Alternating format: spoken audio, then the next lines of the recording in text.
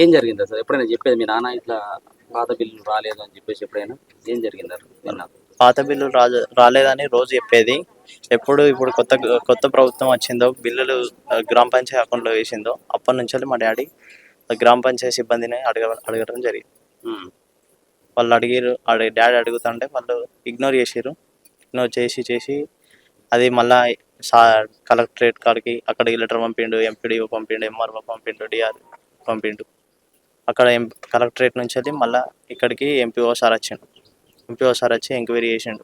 Enquiry అయితే ఇప్పుడున్న పాలకవర్గం సిబ్బందిలా ఇంకా వార్డు మెంబర్లు అందరూ వాళ్ళకెళ్ళి వెళ్ళిపోయారు. సార్ ఉండగానే వెళ్ళిపోయారు. వాళ్ళు వెళ్ళిపోయారని వీళ్ళతో ఇక వీళ్ళు ఇయ్యరు అది అని డాడీ తెల్లారిపోయి హైకోర్టులో కేసు వేసాడు.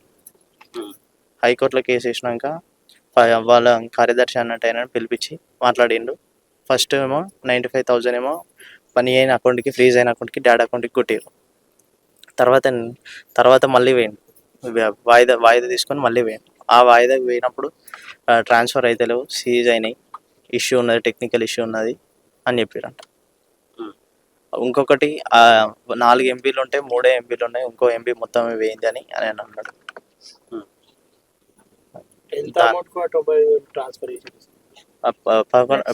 12 లక్షలకు 95,000 ట్రాన్స్ఫర్ చేసినాం. మళ్ళీ కొన్ని మెల్లమెల్ల చేస్తామని రూపాయి చేయలేదు. మళ్ళీ ఇక్కడ ఉన్న అందరూ వార్డు మెంబర్లు, సర్పంచ్ అందరూ అప్పులలో అందరికీ అన్ని పైసలు ఇచ్చేసినాం, మీరు పోయి అడుకోపోరని ఇంటికి పంపించారు. కాంట్రాక్టర్లకు అప్పులు ఇప్పుడు ఇంటికాడ అప్పులు తీసుకున్న వాళ్ళకు గ్రామ పంచాయతీ కోసం అభివృద్ధి కోసం చేసిన తీసుకొచ్చిన అప్పులే అందరు వచ్చి తెల్లారి అక్కడ వాళ్ళు చెప్తే ఇచ్చినాం, అన్ని పైసలు ఇచ్చినాం, మీరు పోయి అడుకోపోరారంటే వాళ్ళందరికీ తెల్లారి వచ్చి అడుగుడు అవి ఇబ్బంది అయింది, వాళ్ళు ఇవ్వకపోవడం ఇబ్బంది అయింది. దానివల్ల మా డాడీ ఆత్మహత్య చేసుకోవడం జరిగింది.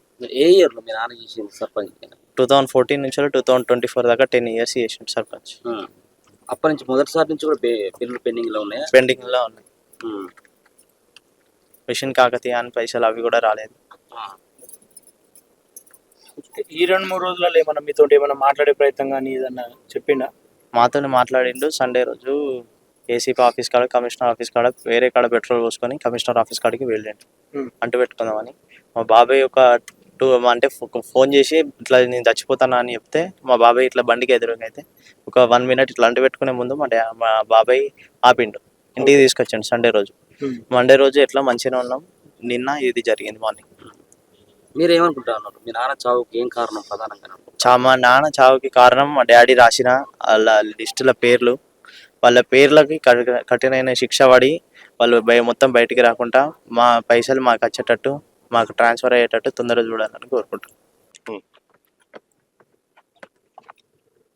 హుస్నాబాద్ మండలంలో మహమ్మదార్ విలేజ్ తరఫున పిట్టల సంపత్తి 2 సార్లు సర్పంచ్గా పనిచేసి 10 సంవత్సరాలు పనిచేసి వర్కింగ్ కొరకు ముఖ్యమంత్రుల ద్వారానే వాళ్ళ చేతి కింద హెడ్ బాస్లకు కలెక్టర్తోని సలహా ప్రతి విలేజ్లో పనిచేస్తే మీరు ఉంటారు, లేకపోతే తీసేసుకుంటారు కానీ అప్పుడు ప్రకటించారు. చేయమని ప్రకటించి ఒత్తిడి చేసి పనులు చేయించిన వాటికి ఫలితం ఇంతవరకు లేదు, 4 ఏళ్ళ దాకా. అటువంటి మిత్తులకే సరిపోతలేవు. ఉన్న భూములు అమ్ముకున్నారు, ఉన్న భార్య పిల్లల దాకా అమ్ముడు కూడా వేరు, అంటే కూలీనాలు చేసుకొని కూడా బతుకుతారు. అటువంటి కుటుంబాలను మాజీ సర్పంచ్లకు ఎన్ని బిల్లులైనా మన తెలంగాణ ముఖ్యమంత్రి ఖచ్చితంగా శ్రద్ధ వహించి వాళ్ళ కుటుంబాలకు మేలు చేయాలి, వాళ్ళ కుటుంబాల పిల్లలు చదివియాలి, వాళ్ళ కుటుంబాలకు ఏది అవకతవక ఉన్నా కానీ ఈ ప్రభుత్వం చూసుకొని న్యాయం చేయాలి, లాభదాయకం చేయాలి. వాళ్ళ కుటుంబాలు ఎట్లా నడతాయి? ఇప్పుడు సంపద అనేది కూలిపోయింది, ఈ సంసారమే కూలిపోయింది. ఈ సంసారం కూలిపోయినట్టే దేశంలో కూడా, నువ్వు రాష్ట్రంలో కూలిపోతే కూడా చదువుకుంటున్నావు కావచ్చు వేరే దేశాలలో పోయి. మనం చేయం కదా. ఈ ఒత్తిడి కార్యదర్శిని అడిగినాం, లెటర్ కార్యదర్శిని అడిగినాం. అయ్యా 3 ఏళ్ళ ఆయన వచ్చి ఊరు లాగా అంతా చెప్పినావు, సర్పంచ్ నీతోనే ఉన్నాడు, ఏదైనా ఉంటే ముచ్చట చెప్పు అని చెప్తే మొత్తం కార్యదర్శి బిల్లులు ఇయ్యక ఏందా ఈ బిల్లులు ఇవ్వాలి అంటే ఎంపీడీఓ గారు వచ్చాడు. ఫిర్యాదు చేసినాం, ఎంపీడీఓ గారు వచ్చాడు, అందరు కమిటీ వేసాడు. పాలక వర్గం అనేది ఇయ్యనిత్తలేదు. నేనేం చేయాలన్నాడు సర్పంచ్ అన్నాడు. లేడీస్ ఇక్కడ సర్పంచ్ ఆయన ఆమె భర్త వాళ్ళు అన్నాక నేను తీయాలి వాళ్ళది ఉండదని చెప్పుడు పెట్టిండు. అడిగిండు సంపతి పదే పదే అడిగిండు.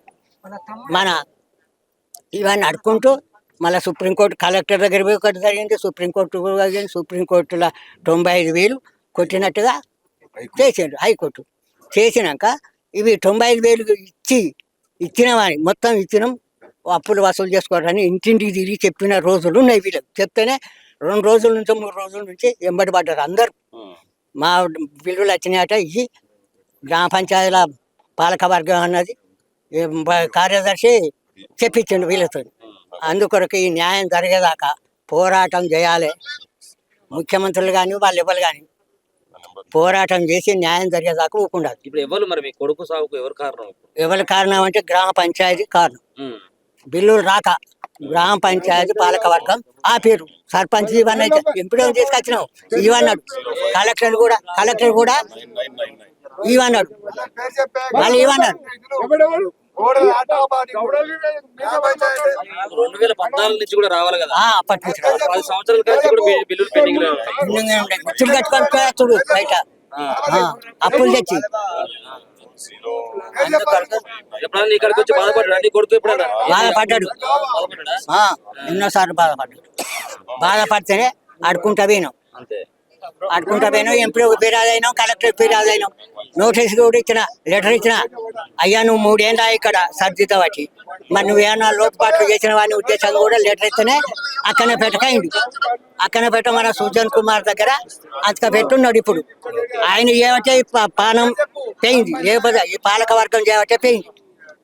మన కార్యదర్శి పాలక వర్గం చేయబట్టి సర్పంచ్ చేయబట్టే ఈ ప్రాణాలు పోకడం జరిగింది. ఈ కుటుంబాన్ని ఆదుకోవాలి. ఈ కలిసి అందరు కలిసి అధికారులు అందరు కలిసి పంచాయతీ పెట్టేసి వీళ్ళందరూ కలిసి ఈ కుటుంబాన్ని ఆదుకొని ఫస్ట్ నుంచి తిప్పల పడ్డాడు.